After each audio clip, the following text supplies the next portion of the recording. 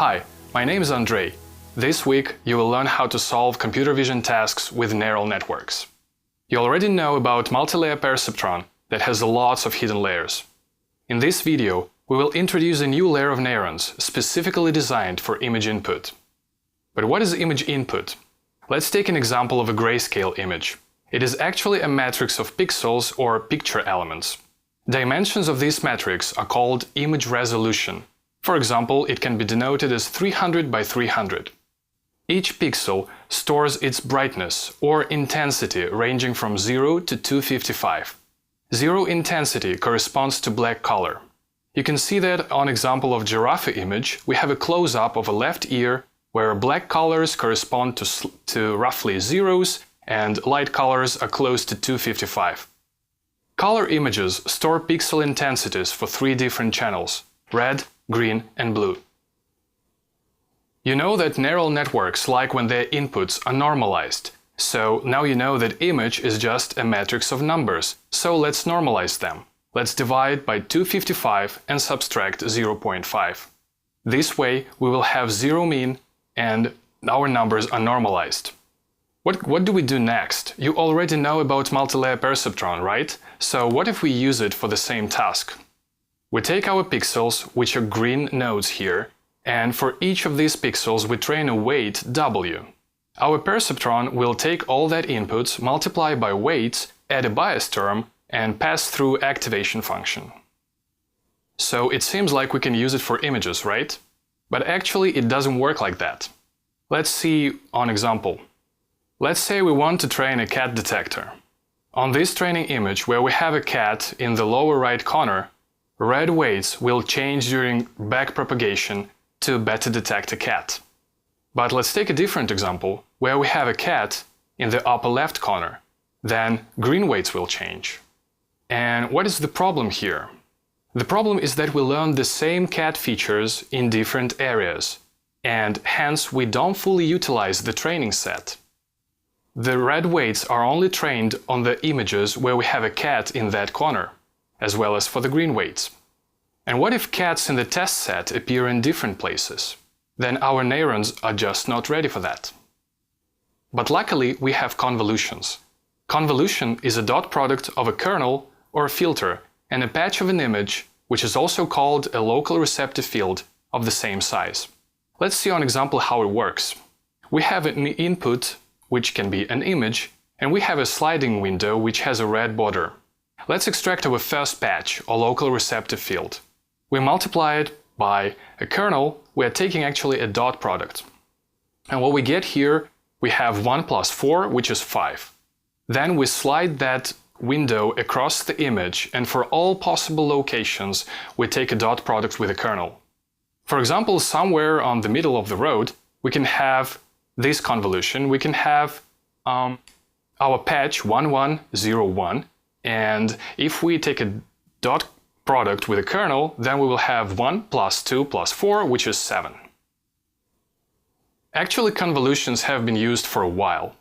Let's see an example. We have an original image, and we have a kernel which has an 8 in the center, and all the rest are -1s. How does it work? Actually, it will sum up to 0, which corresponds to black color when the patch is a solid fill. So when all the inputs of our patch are the same color, then we will have 0. Actually, it works like an edge detection, because anywhere where we have an edge, which is contrary to the solid fill, we will have non-zero activation. Another example is a sharpening filter. It has a 5 in the center and -1s on the north, west, east, and south. So it doesn't sum up to 0, and it doesn't work like edge detection. And for solid fills, it actually outputs the same color. But when we have an edge, it adds a little bit of intensity on the edges, because it is somewhat similar to the edge detection kernel. That's why we perceive it as an increase in sharpening. The last but not least is a simple convolution which takes an average of its inputs, and this way we lose details and it acts like blurring. Convolution is actually similar to correlation.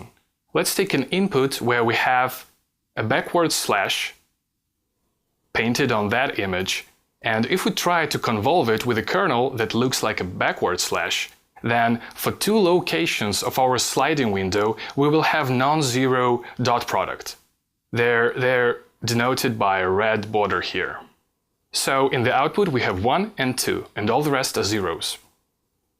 If we take a different image, where our slash is not a backslash but a forward slash, and we convolve it with the same pattern or kernel of a backslash, then in the output we will have something like this, which are two activations of 1 and the rest are 0. What can we see here? If we take the maximum value of activations from our convolutional layer, for the first example it will become 2, and for the second one, 1. Actually, it looks like we've made a simple classifier of slashes or backslashes on our image. Another interesting property of convolution is translation equivariance. It means that if we move the input, if we translate the input and imply convolution, it will actually act the same as if we first applied convolution and then translated an image. Let's look at the example.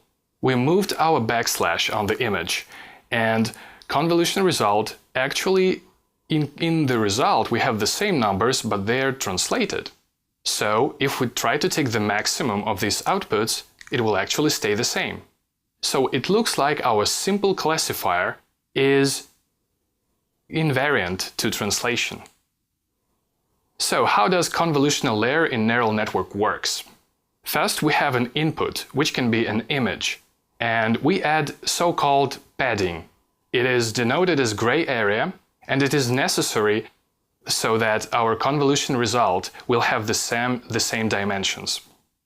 Okay, let's look how it works.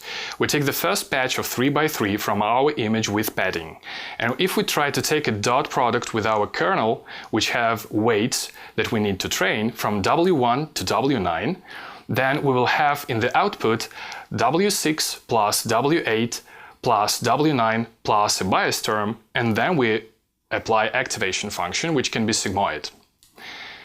Okay, if we move that window, then we will get a different neuron, right? And the step with which we move that window is actually called a stride. In this example, we have a stride of 1. And we have a new output, which is W5 plus W7 plus W8. And notice that W8 is reused. We actually shared that weight plus a bias term, and then we applied a sigmoid activation. In the result, if we continue to do that for all our output neurons, we will have a so-called feature map, and it has a dimension the same as the input image, 3 by 3, and we employed only 10 parameters to calculate it. But how does backpropagation work for convolutional neural networks? Let's look at this simple example. We have a 3 by 3 input and we have a 2 by 2 convolution, which means that we have 4 weights that we have to train. Let's take our first patch from the image, which has a purple border.